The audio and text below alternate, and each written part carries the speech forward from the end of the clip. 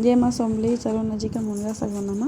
तो वर्षा पाग करी तो माँ आजिका बारियाड़ू सजना शाग इटा आमर एटा मुनगा शाग कहसन तुली आनी तो कटी सारनी इटा गोलीटा तुली आउचे देखुन एटा देखुन सरला परे देखुन पूरा फ्रेश फ्रेश तुला वर्षा मास पूरा बहुत भल लगे सजना शाग।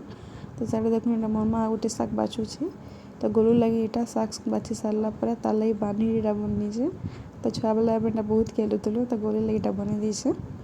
तो मोर माँ यहाँ पहला बोरी के लाल कर दूचे शागे देवार लगी आज बादाम मुखोली नहीं दूँ सोच खाली खड्डा हेपा तो लहसुन सुस देकर पहला खड्डी दीचे। तो देख यहाँ आउटा के देर पड़जीसन बहुत टेस्टी लगसी और हेल्थ लगी बोली बहुत भल है बहुत विटामिन मिलती शागे मुनगा शाग।